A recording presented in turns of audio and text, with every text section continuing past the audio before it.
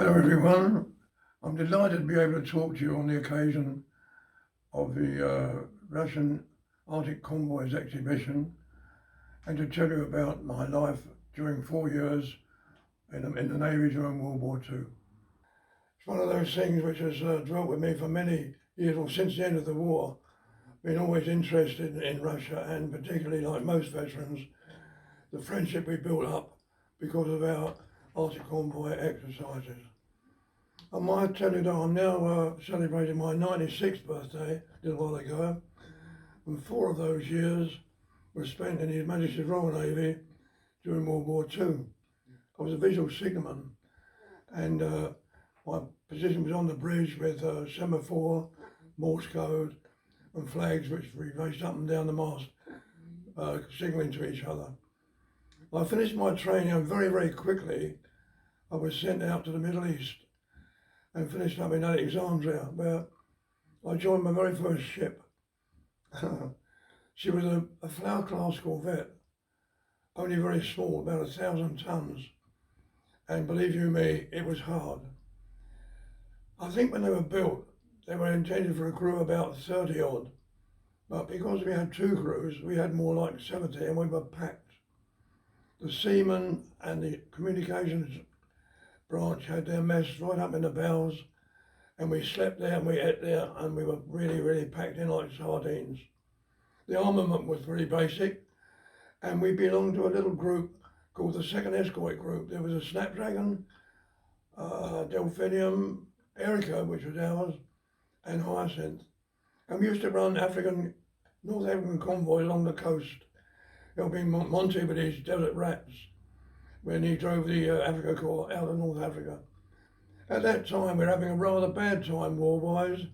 France had fallen, and the Mediterranean was now open to the Germans.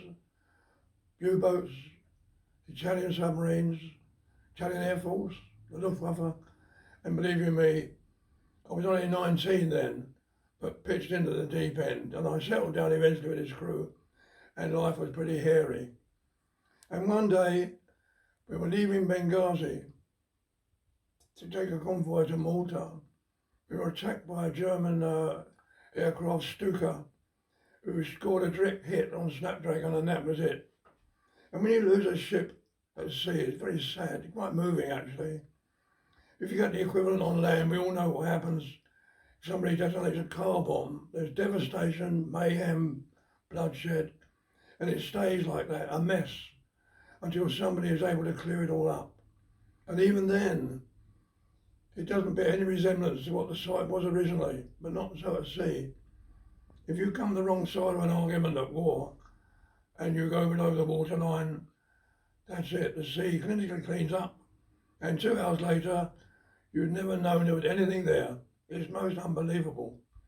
And this is what happened to Snapdragon. And today, when I smell diesel, I'm taken back immediately. And I remember my mates swimming for their lives through water covered in oil. And we picked up survivors, and despite the fact we were 70 in the crew, we had another 30 or so on board, and we were packed on the way back to Alex, where they went to hospital. Anyway, later in 1943, we were bringing a convoy back from Benghazi to Alex, where we picked up very heavy noises on our Aztecs. Very heavy, so they switched on the loud hailer, and we could all hear it. A definite contact it was. So, obviously it was a submarine, wasn't it? We closed up to action stations and were ready, when suddenly there was one almighty explosion, and the aircraft came to a stop and settled in the water. We'd had a contact all right, but it wasn't a submarine. It was a mine, and we struck it well and truly. I was snug with my feet, found myself hanging over a guardrail, gazing down into what was once the engine room. The boiler had burst, it was cascading boiling water, flames and smoke, and I pulled away. I don't remember very much about that. I was quite stunned and shaken. Anyway, part of our escort consisted of a small motor launch which came round on occasion like this to pick up survivors. And we were taken and put aboard a South African ship, Southern made. And there was the ship's cook, a stoker, and myself who were pretty badly burnt. And we were put ashore the next day in Derna on the North African coast, little port there. The sick bay TV gave me a nice shot of morphine. I was delighted. Swung out on the Neil Robinson stretcher, into an ambulance, into the desert, to an RAF camp, and put on an airplane and flown off to Cairo, to the 63rd General Hospital. Heaven, heaven. I found myself lying in a bed, which didn't roll about, between beautiful sheets, sweet and clean, and looked after by gorgeous nurses. I could stand all that.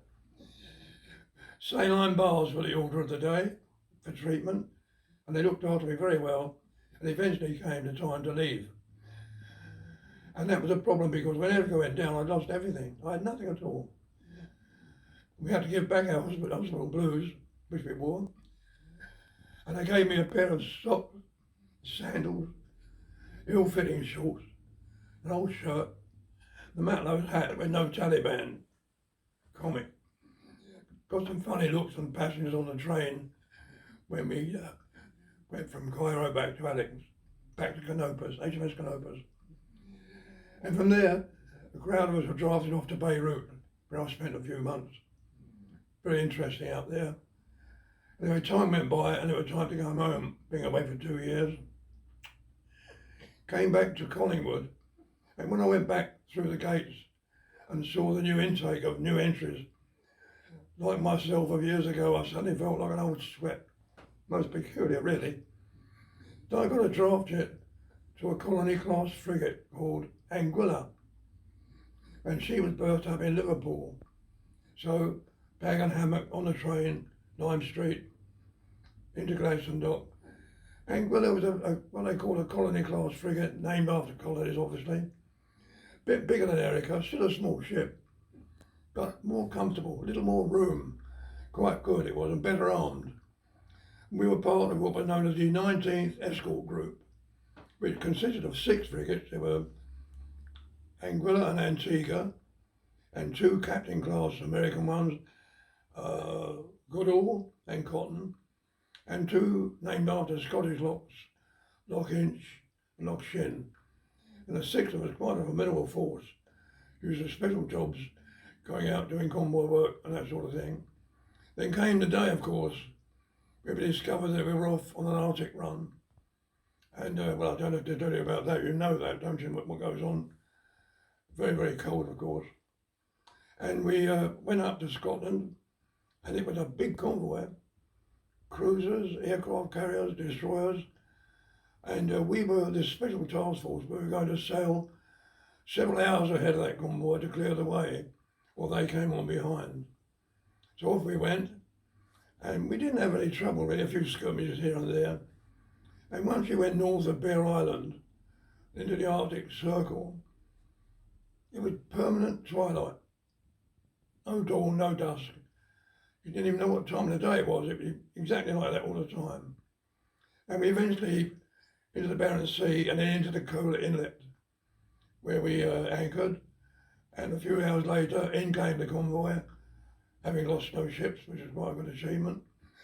They went downriver to Murmansk to unload and get a new cargo to take home. Meanwhile, we were left to our own devices. Now, at that point, quite truthfully, was born my first love, if you like, of the Russian people.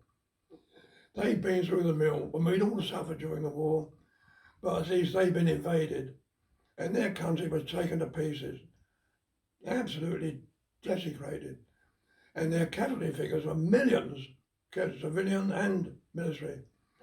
And I felt, truthfully, quite proud to be part of that scene, to stand there. It was desolate, nothing there, but I knew where I was had actually been part of this dreadful invasion by the Germans. Anyway, Goodall had invited us to play a game of football.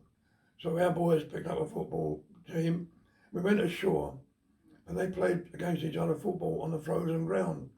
Quite something. We met a few of the locals who were quite friendly, but the whole place was so desolate. And again, looking at Russia, I was so impressed with the place. Came the time to go home. And believe you me, in my opinion, this is where it's the most dangerous. Always has been, because you can rest assured you're going to lose one of you when you leave, because you're in the Cola inlet, and outside there's a U-boat pack waiting for you, and they can see you, and you can't see them. You know they're there, and they know you're coming out. And well, we had a little session on the jetty with the padre who wished us well, told us to keep our eyes open, and off we went. The Commodore said the convoy is now forming up outside and clear the way. Well, out we went, began to zigzag all over the place, and immediately we left to go to it. It was mayhem. We got a direct contact which we knew was a sub, and we looked round and Goodall was flashing like mad, and in contact. Before she could say any more, she disappeared in a gigantic ball of flame. Blowtorch, the whole lot went up. Oh, terrible, terrible sight. But we pressed on, along with Lockinch, and we fired these depth charges.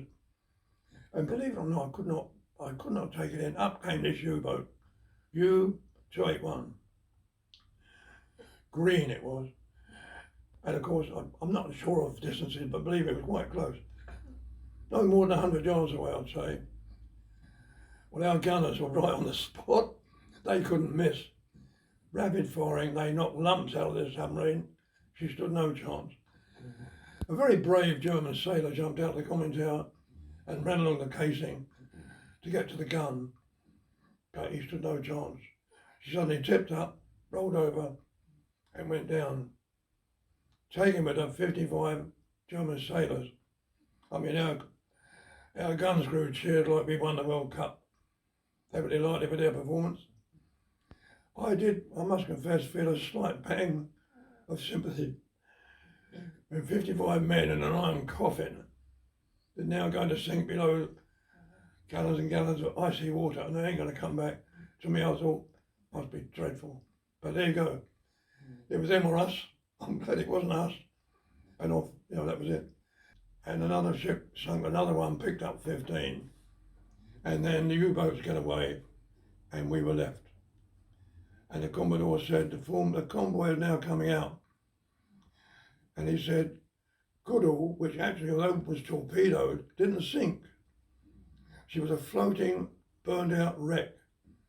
And looking at her, you could see the mess. She'd hit below the bridge, and the bridge had tipped upwards and backwards over the funnel. What they must have suffered, those blokes. Terrible. But she was just a smouldering wreck, as I was saying. And the Commodore said, she is a hazard to the convoy. In the way, sink her. And we didn't feel very happy about that, but obviously she was a menace.